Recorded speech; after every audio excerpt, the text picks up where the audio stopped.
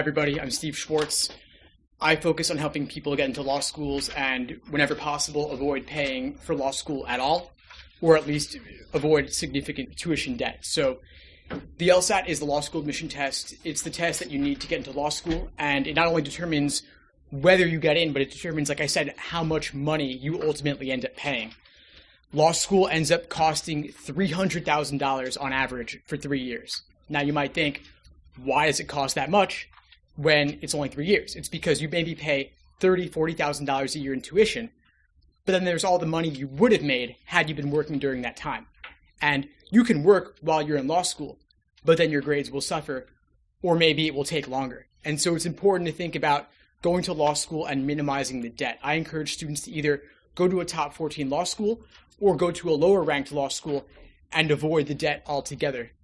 Are any of you thinking about going to law school? Awesome.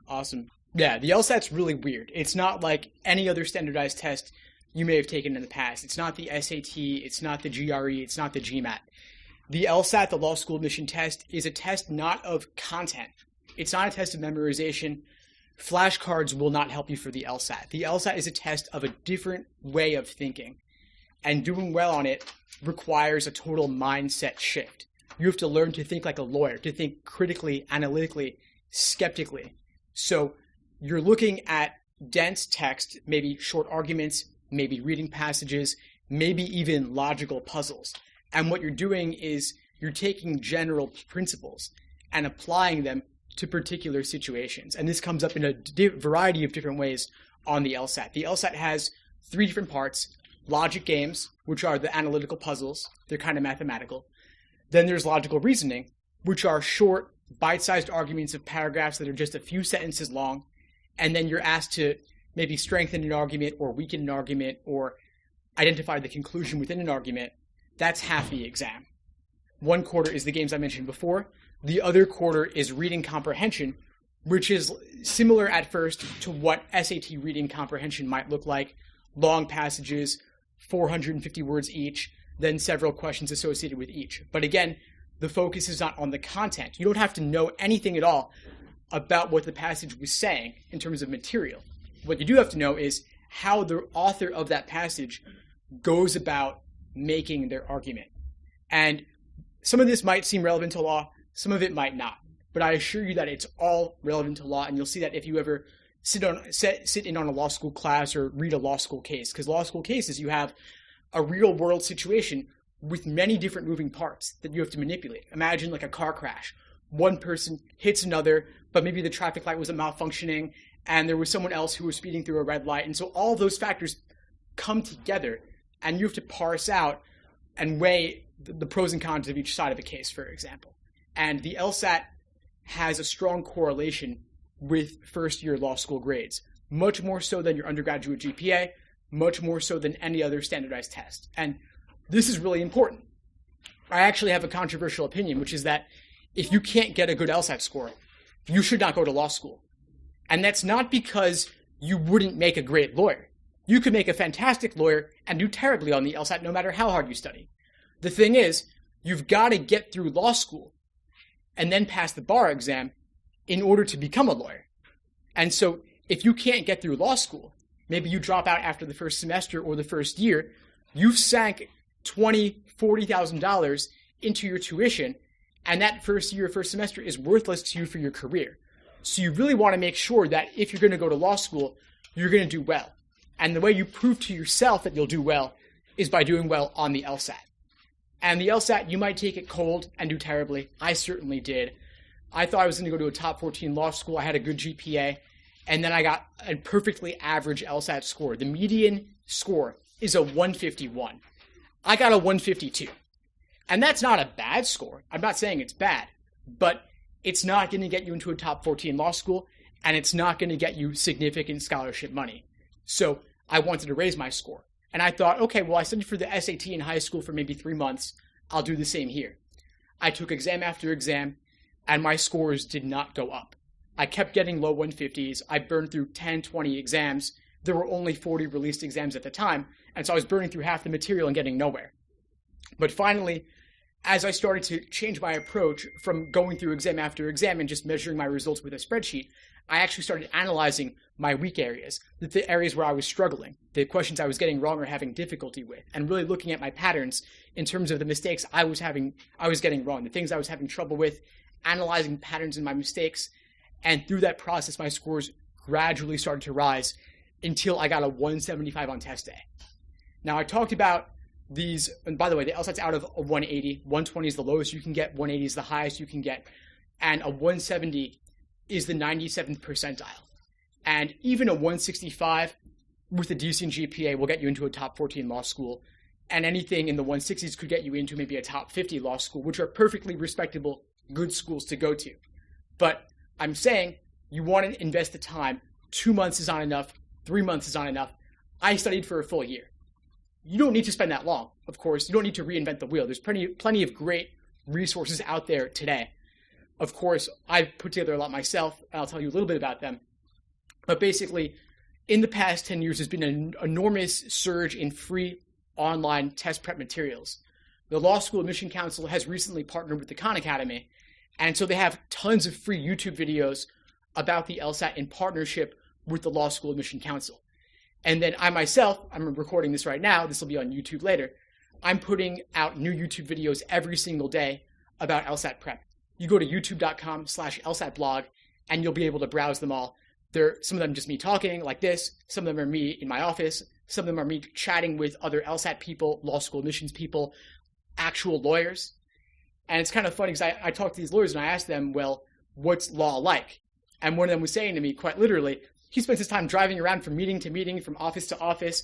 It's not like on TV where people are in courtroom giving these big impassioned speeches. Most of it is actually analyzing text, analyzing contracts, which is, again, very similar to what the LSAT will be like. Now, I talked about these previously released exams that I did. Back when I was studying, there were about 45 or so released exams. Now there are 86 released exams that are numbered, at least. There's even more that are unnumbered. These exams are called prep tests. Prep tests, one word. There's a free one on LSAC's website. If you just Google June 2007 LSAT PDF, you'll be able to find that free exam. You can take it, you can download it, try it out. I wouldn't stress about the results because chances are you won't do well. That's okay. Almost nobody does well the first time they do one. But it's a good way to get some familiarity with what the exam is actually like.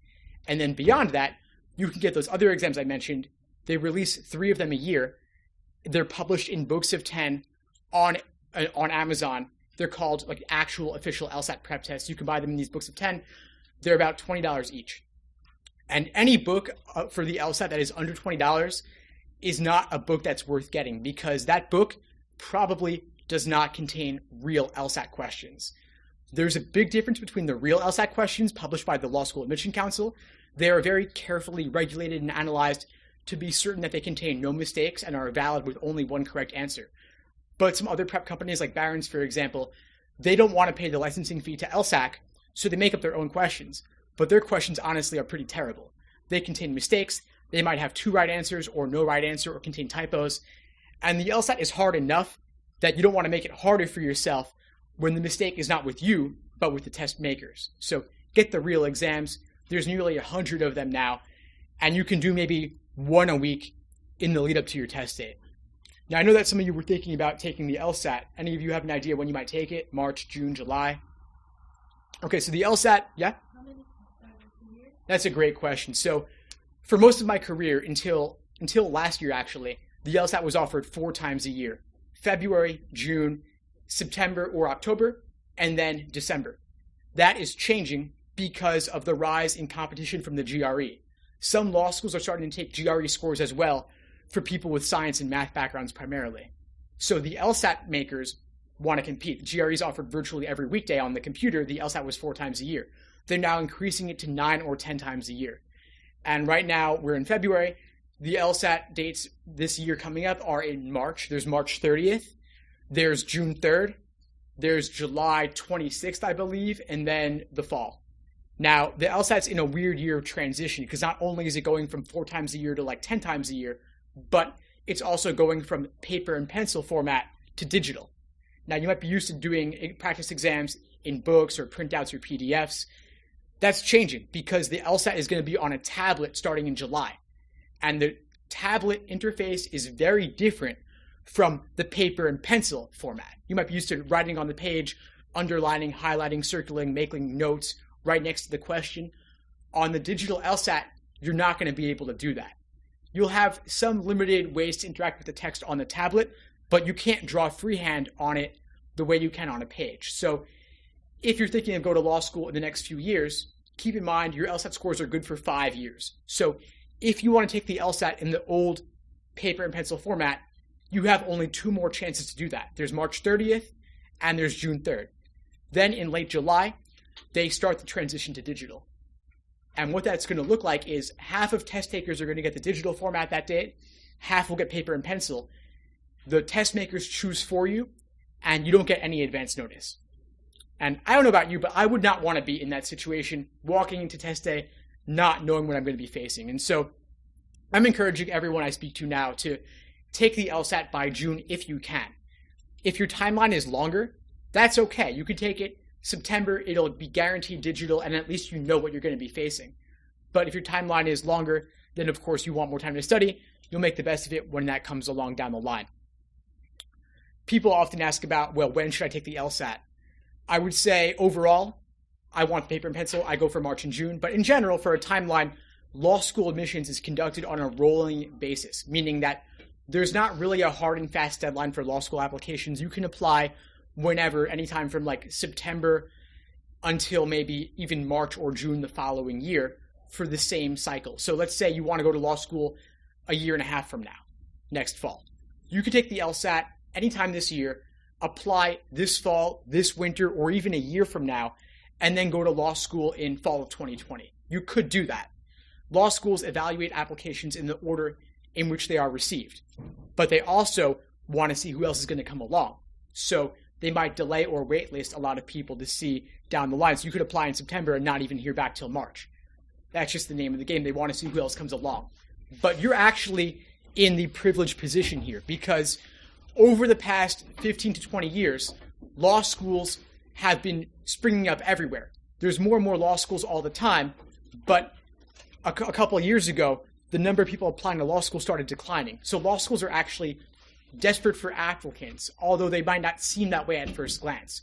What that means is that if you can get an LSAT score that's above the median of their previous class, they'll throw scholarship money at you in order to woo you or lure you to go to their school over a different one. And so the LSAT score really does make a big difference. In terms of law school applications as a whole, it might be something like 50% of your odds are decided by the LSAT score, maybe 35% by your GPA, and 15% only with all the other factors like personal statements, letters of recommendation, any other essays you might be submitting as well. So the LSAT score really is the biggest part of that.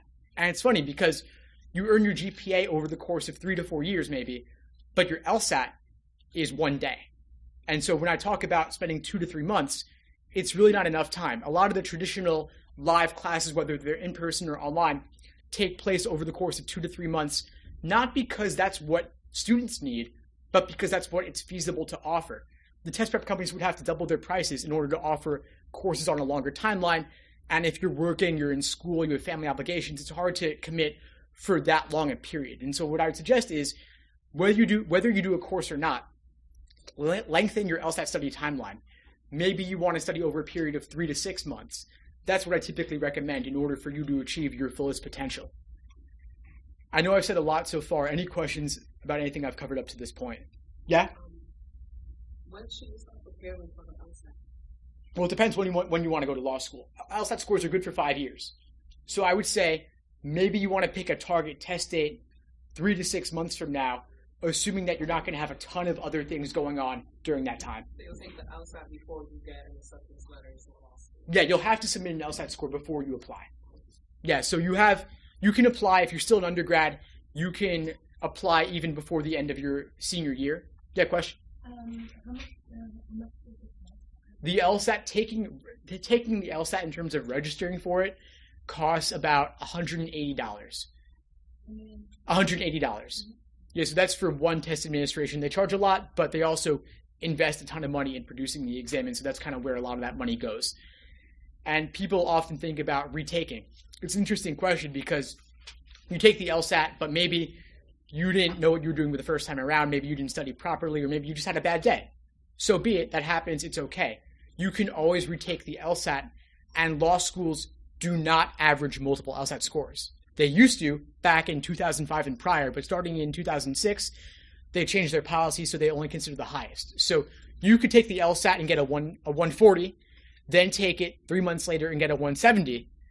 They will consider you as if you had gotten a 170. They will ignore the 140 score. So that's a really good position to be in. That means that there's always a reason to retake if you think you can do better. And it's crazy, but even just getting a single point or two higher can make the difference between a yes or a no, or between getting another $10,000 a year in scholarship money. One thing I should say about scholarships, though, is that law schools are a little bit sneaky sometimes. They have their own interests in mind, like I said, because they have the shrinking class sizes, but they have their bloated bureaucracies to support. So they want to admit students who are going to raise their rankings and want to admit students who are going to make them look good. And so what they do is they tell maybe half the entering class, if you are in the top third of admitted students, we'll give you X $1,000 in tuition scholarships.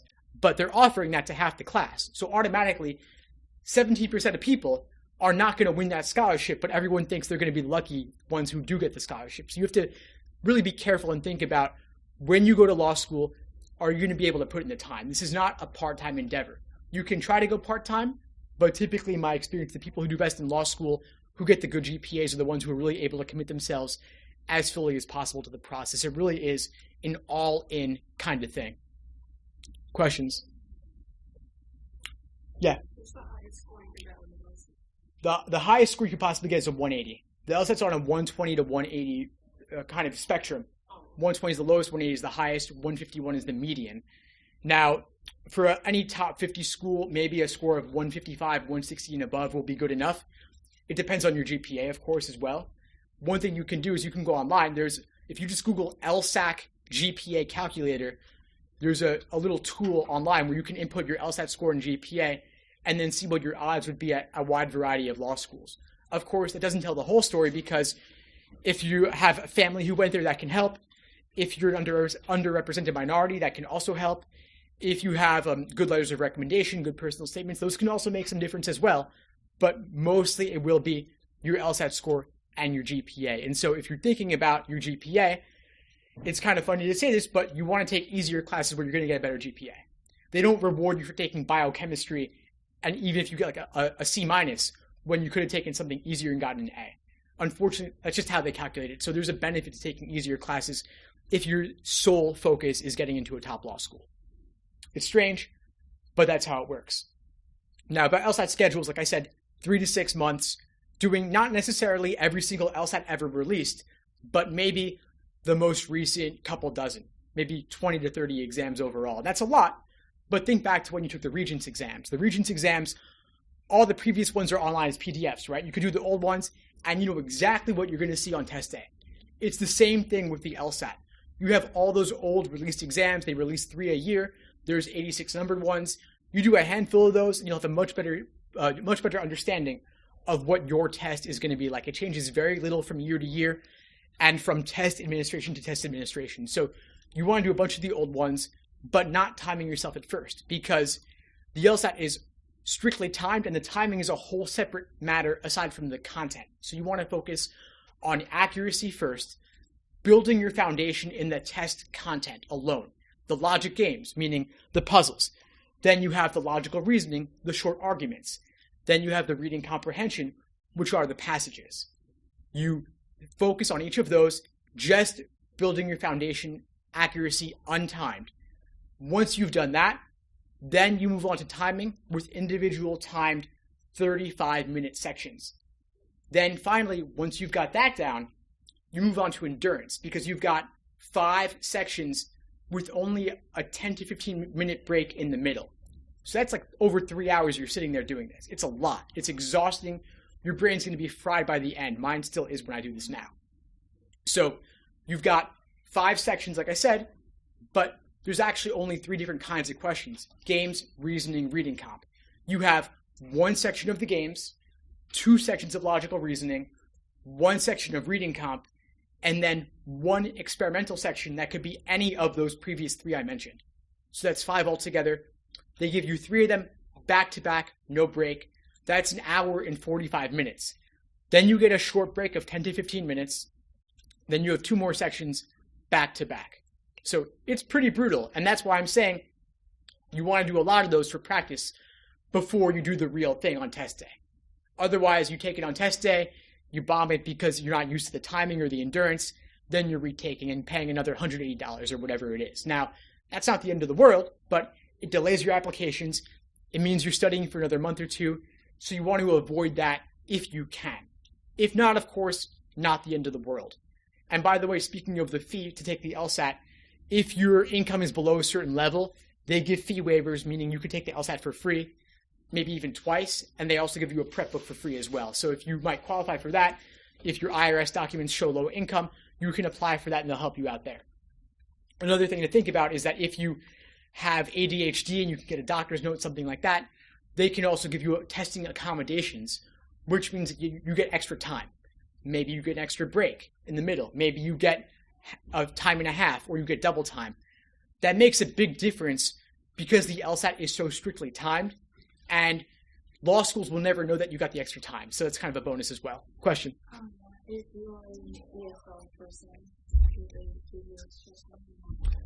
If you're ESL, they don't automatically give extra time for that. No, I don't think so. I work with a lot of non-native speakers, and unfortunately, they're up against additional barriers because the LSAT vocabulary and content is hard enough as it is for anybody, native speaker or not. And so if you're a non-native speaker, unfortunately, it just means that it's going to be a little bit tougher for you, and you might want to have a longer timeline. As a side note, though, if your native language is Spanish, there is a Spanish LSAT in Puerto Rico. Not to say you're going to go to Puerto Rico to do it, but they have some sample ones online that are totally in Spanish. So you could at least look at those to look at it in your native tongue before doing it in English. That's one thing to consider as well. Other questions about the LSAT and admissions? Yeah, of course, there's one back there. Yeah? How much do you pay for the application? So applications are separate. The LSAT itself is $180 or so. Law school applications, the fees will vary. I think they're typically around $90 or $100 per application. But some law schools will give fee waivers. Some for financial need and some for merit, some because they just want to get more applicants. Typically, the lower ranked law schools are more likely to give fee waivers because they want to drive their applications. That's something to consider. But of course, it's all online now, so there's not much of a reason not to apply to additional law schools if you might want to go there. I'd say typically a lot of people apply to maybe 8 to 12 law schools overall. That's not an unreasonable number. And considering that your essays will be pretty much the same for all of them, it's not that much additional effort to apply to more schools. And then if you apply to multiple, you get into multiple, maybe multiple of them offer you scholarship money. You can then kind of play them off each other and say, well, school A offered me $20,000, so you should match that or exceed that, So it becomes a bit of a game there. You email back and forth a little bit. Maybe if you got waitlisted or deferred, you can send a follow-up letter maybe 3 months in saying, hey, just wanted to remind you I'm still interested in going to your school. It's my top choice. Here's an update. My spring semester GPA improved or something like that, or I got a promotion at work. You can include that as well. And by the way, speaking of applications, one thing you might want to think about if you're applying this fall is start talking to your recommenders, your professors, your employers, anyone you know who may be in a position to help you out. Reach out to them and request the letter early, because if you request it in the fall, they might be handling other letters at the same time, and then it slows the whole process down. So I would definitely recommend asking early. Questions about the application? Yeah? The test is online? So the LSAT has traditionally been a paper and pencil exam. It's going to be digital later this year, and it's going to be on a tablet, but you're not going to do it from home. You're going to do it from a test center. So typically, a lot of law schools, like New York Law School, Pace University downtown, Columbia, they all administer the LSAT. There's some high schools in Brooklyn and Queens as well that do it. CUNY does it. And so you might want to register for a test center near where you live to cut down on your commute. And I would recommend registering for the LSAT early, because the best and most convenient test centers get booked up really fast. Like, for example, the ones in Midtown Manhattan, downtown, they get booked up really early, and then students have to go to like Staten Island or New Jersey when they live in the city, and it kind of becomes a bigger thing. So I'd recommend registering early. I would not recommend Columbia. The desks there are really small. PACE is kind of okay. The best things I've heard about are New York Law School, which is also, I believe, a little bit downtown from here, but that's a good one to go check out. And it varies based on administration, but those are the usual suspects for taking the LSAT. Some law schools, some undergrads, they offer free and low-cost LSAT preparation to help people apply to law school who might otherwise not have the money for prep or might otherwise not even consider it. And so there are a variety of different pipeline programs that are offered at different universities. I don't know all the specifics on each one, but I'd recommend definitely Googling NYC LSAT pipeline program, and they might have free and low-cost LSAT prep if you want to go to something in person. Some law schools, if your stats are a little bit below their medians, let's say that your LSAT and GPA are below what they're looking for their students that they're taking, but they otherwise like you, what they might do is say, hey, we'll take you if you do this summer program before law school starts, maybe to brush up on your writing skills or something like that. And so it's a kind of a backdoor way to get in. You end up with the same great law degree in the end, but you ended up just having to do a little bit supplemental work beforehand. But it's a good way to get in. It's certainly something to ask about if you think you might not otherwise get in. Just talk to admissions officers. They really do want to help you. I wouldn't be a stranger to them. And you say to them, hey, my LSAT's this, my GPA is that. What are my odds? They might say, go ahead. You have a good shot. Or they might say, retake the LSAT. We need just another point or two on your score, and that'll make the difference for them. But again, they need that score from you because their jobs rest on their school keeping its place in the U.S. News rankings. If you Google NYC LSAT pipeline program, you might find some programs at different local colleges and universities that have good LSAT prep and good application support. CUNY offers one, and Pace University in White Plains, the School of Law up there, I think they have something too. You can learn the tools for how to analyze law school cases properly. There's some great books on that. There's one called Getting to Maybe, which is a classic book for doing well on law school exams. Getting to Maybe? Yeah. And, I have my podcast, LSAT Unplugged, focused on the LSAT, but I'm actually friends with a law school professor at Pace who has a law school focused podcast called Law to Fact. And she interviews law school professors on there. And so you can kind of hear the content of what you'd be experiencing in law school. You can just absorb it all like while you're on your commute. And then you walk into law school, you already know everything. Of course, you won't know everything, but it'll give you some familiarity with it. You can learn it, but it takes time. And again, it's a different way of thinking. It's not really aptitude because you can improve significantly once you gain some familiarity. But of course, if you walk into like an Arabic class or a Japanese class, you don't know those languages. Of course, first day, first week, first month, you won't do well. You won't know what's going on. But over time, you gain familiarity, then it becomes much easier because you at least know the language of what you're dealing with. So you can improve with time, but you kind of have to jump in and just look it over. But like I said, because there are 86 plus released LSAT exams, you can go over all of those and then use explanations to help you pave the way. There are free explanations on YouTube. There's also free ones if you just Google them. There's forums, there's websites that cover this all in depth. My website, the LSAT blog, is just one of those. There are many others as well. But like I said, there's those 86 numbered exams. There are detailed forums with explanations for all 86 of them, every single question. There's 100 questions per exam, meaning there's thousands and thousands of released ones, but it's all laid out for you online for free. So there's really no reason you can't start digging into it and gaining that familiarity. You really can improve. Maybe it takes more than 1 month, 2 months, 3 months, but it's worth the investment, like I said, because it weighs more than your GPA, but it takes much less time to get there. I obviously have some aptitude for this because I'm doing it full time for over 10 years now, but it's not just me. There are many, many people who have gone through this process. So if you're studying alone and you feel like you're not making headway, don't stay isolated with this. Find a study group, find a tutor, find a class, go online, go on YouTube. But also I have on my website, the LSAT blog, I have LSAT diaries where students have written in guest posts. There's like hundreds of them where people lay out their exact study process. Whether they use my materials or not, I don't even care. I just want to get the stories out there. And so I have people who started at a 130 who went to a 150 or a 140 to a 160. Wherever your starting point is, you can find someone who's at that same starting point and then raise their score 10, 15, 20 points. Maybe it takes more than a month or two, of course. And so while you're in it, it can feel really slow. But if you read the stories, you'll see people's progressions over time in their LSAT diaries where they lay out exactly how they got to that endpoint of whatever score they got, and then maybe even what law school they went to. So to help pave the way for you, on my site, I also have study schedules laying out exactly what to do week by week and even day by day. How to use all those numbered released LSAT prep tests, and also how to use other resources like guides and blog posts and forums and cheat sheets, all that sorts of stuff. I lay it all out so I can say to you, read these pages, then do these practice problems, then watch these videos, then go on to the next question type and do the exact same thing all over again. So I really try to get hyper specific with everything for you so that there's no guesswork about what to be doing next in your study process. Because the last thing I want you to do is do yet another timed exam and measure your results and be happy you're sad about them and then move on. That's not where the growth comes from. The growth comes from the review process. And so that's where I want you to really spend the majority of your study time. Yeah? Any books to start, where can we find them? So the best books to use are actual LSAT exams.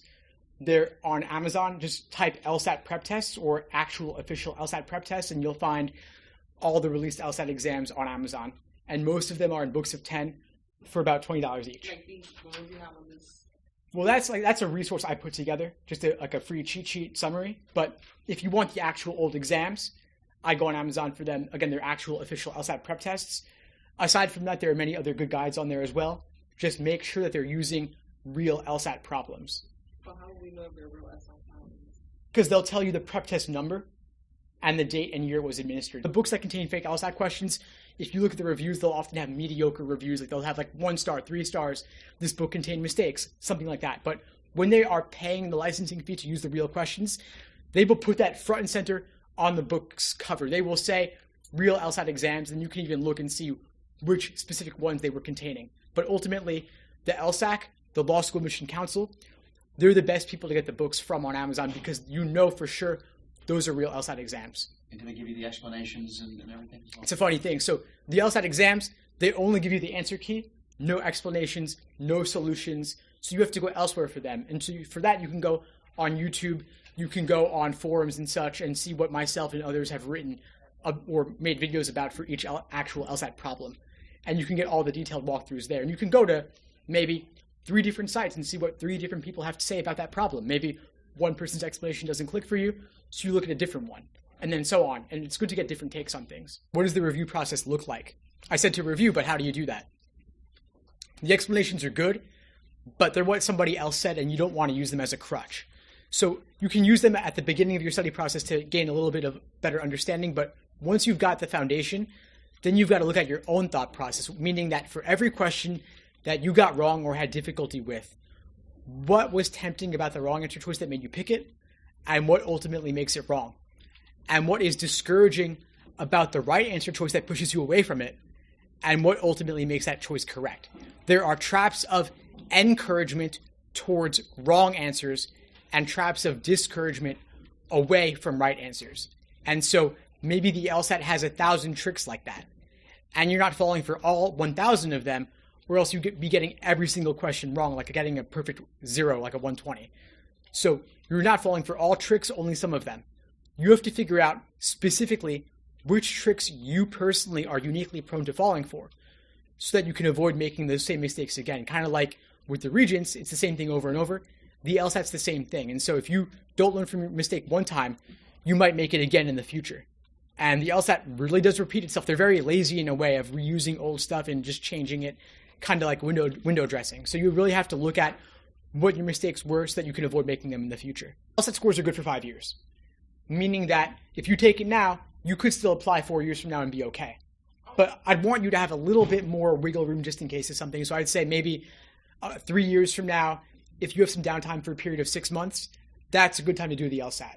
Because if, let's say, maybe your family if you have kids, your family can help out with that, or maybe work is slow that time, or you're not in school anymore.